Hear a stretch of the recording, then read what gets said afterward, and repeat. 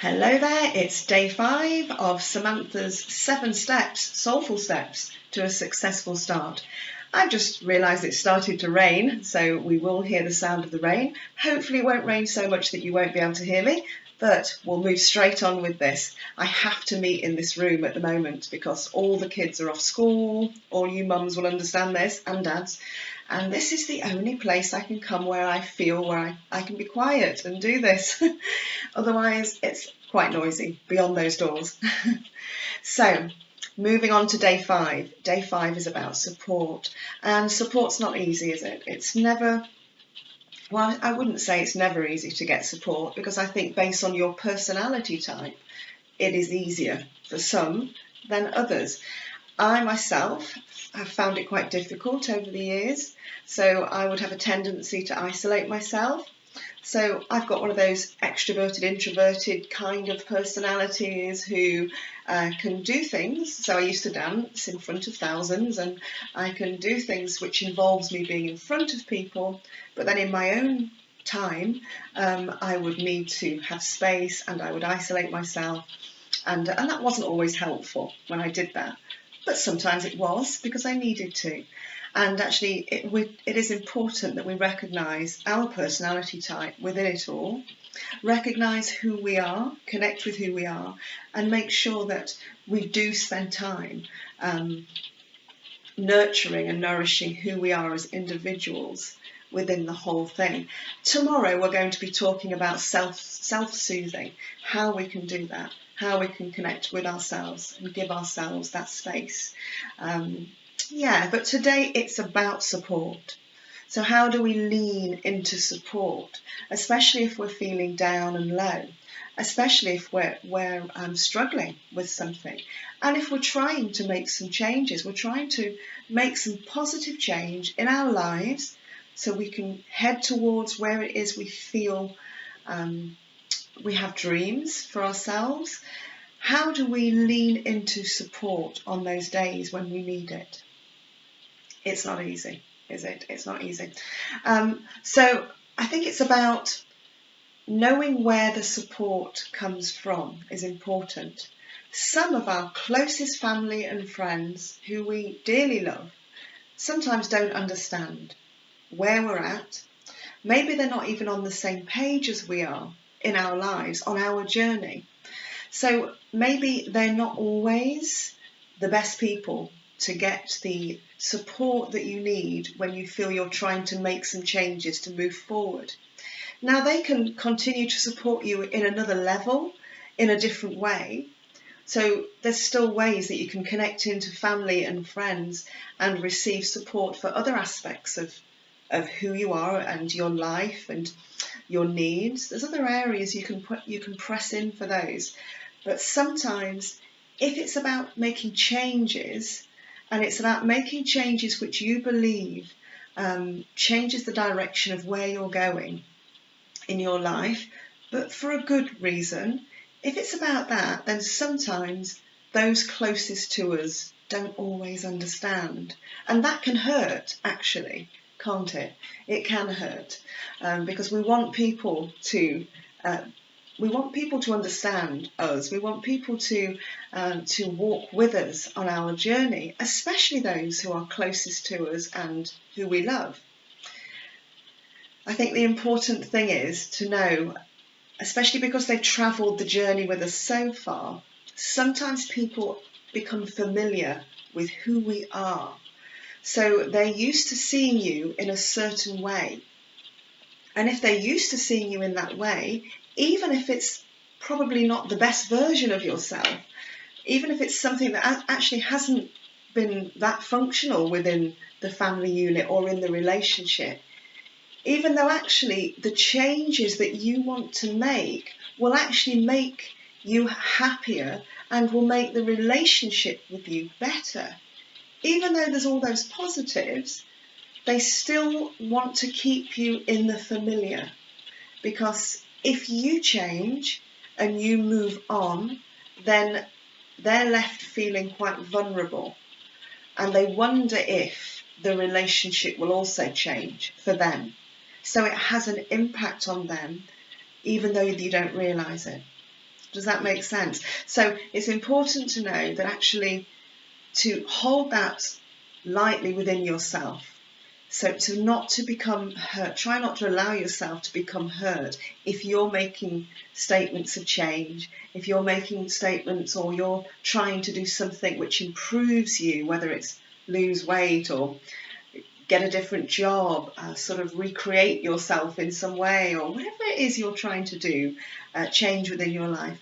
Know that those who love you do love you, but the change might be difficult for them. So almost expect it, and then obviously if they respond well to it, brilliant.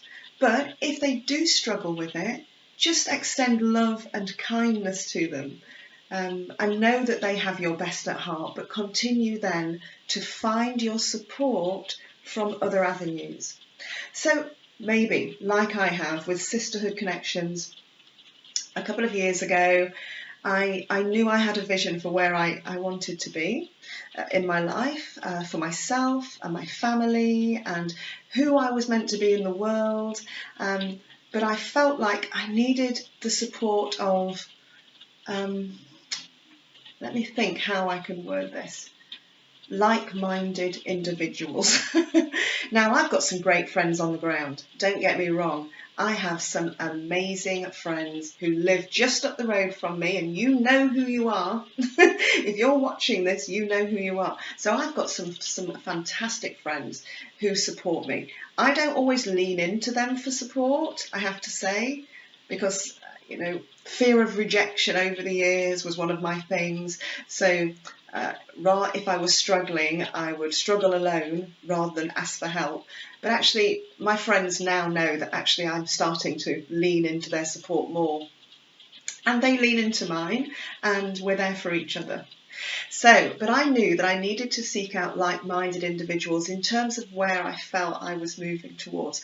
So sometimes places like Sisterhood Connection, which is a fantastic group of ladies from all over the world, and you can get to their website, Sisterhood Connection, just pop it in, or just follow this link because I'm with them. So and you can, and there in that kind of a forum, you can gain resources and support from a group of ladies all over the world who know and understand what you're going through. So it's really important to know that you're not alone in this. So sometimes you do feel alone when you're making changes. You feel alone just in life in general.